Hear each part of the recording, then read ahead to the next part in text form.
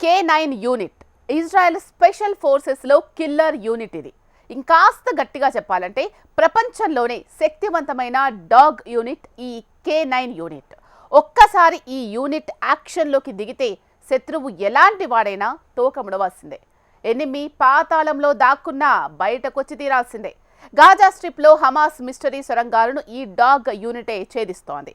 తాజాగా అందుకు సంబంధించిన వీడియోలను ఐడిఎఫ్ సోషల్ మీడియాలో వదిలింది. దీంతో అవి కాస్త ఒక రేంజ్లో వైరల్ అవుతున్నాయి.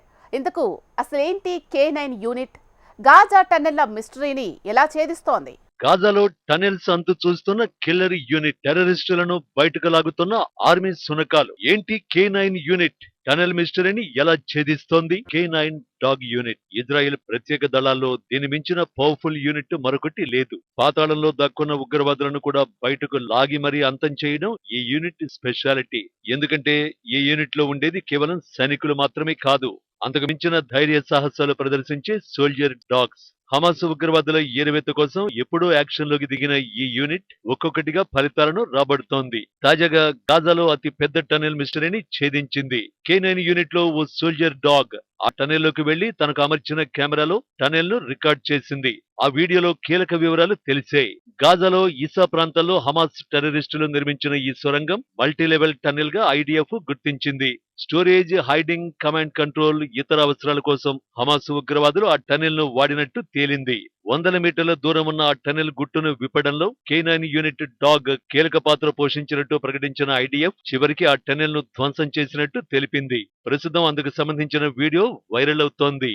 ఈ వీడియోలో కనిపిస్తున్న ఆర్మీ సునకం ఓకేజీ యూనిట్ కు చెందినది. ఈ సునకాలు K9 యూనిట్ తో కలిసి పనిచేస్తాయి. సాధారణంగా ఈ ఆర్మీ డాగ్స్ బాంబులు గుర్తించడం, ట్రాకింగ్ చేయడం, ఇతర ఆధారాలు సేకరించడంలో దిట్ట. అదే సమయంలో శత్రువు కనిపిస్తే చంపే వరకు విడిచిపెట్టవు. ఈ యూనిట్ లో ఉపయోగించే సునకాల్లో బెల్జియన్ మాలినోయిస్ జాతి సునకాలను మాత్రమే ఎంచుకుంటారు. వీటిని బెల్జియన్ షెపర్డ్ గా కూడా పిలుస్తారు. K9 యూనిట్ డాగ్స్ చాలా తేలికగా ఉంటాయి, చాలా తెలివైనవి కూడా. జర్మన్ గొర్రెల కాపరులు కూడా వీటిని ఉపయోగిస్తారు. ఒక డాగ్ సగటు బరువు 30 నుంచి 35 కిలోలు, 24 అంగుళాల ఎత్తు ఉంటుంది.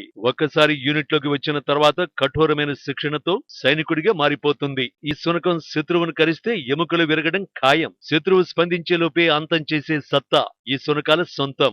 ఇప్పుడు గాజాలోనూ అదే దూకుడుతో హమాస్ టెర్రరిస్టు భరతం పడుతున్నాయి. ప్రధానంగా హమాస్ టన్నెల్ ధ్వంసం చేయడానికి ఐడిఎఫ్ కు అద్భుతంగా సాయం చేస్తున్నాయి. నిజానికి మన దగ్గర కూడా ఈ తరహా ఆర్మీ డాగ్స్ ఉన్నాయి. 2013లో భారత సైన్యం అసాల్ట్ K9 లను ఉపయోగించడం మొదలుపెట్టింది.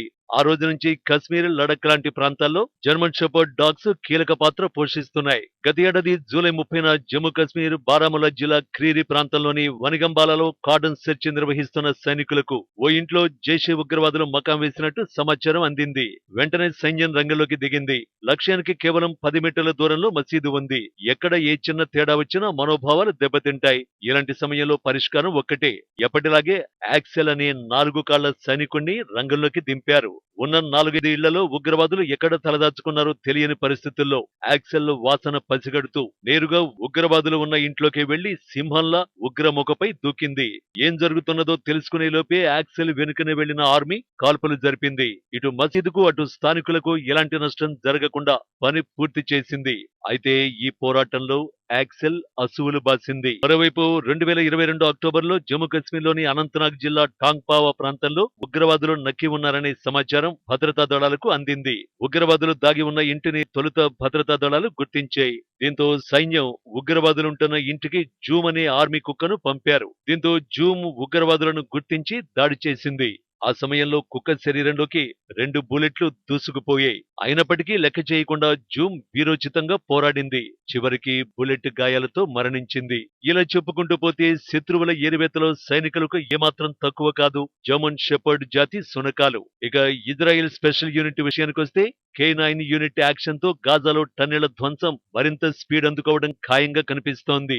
ఈ యూనిట్ లో మరిన్ని టీంలను గాజా టన్నెలలోకి పంపే ప్రయత్నాలు చేస్తున్నారు. ఆ ప్రయత్నాలు ఫలిస్తే హమాస్ ఉగ్రవాదుల కథ ముగిసినట్టే.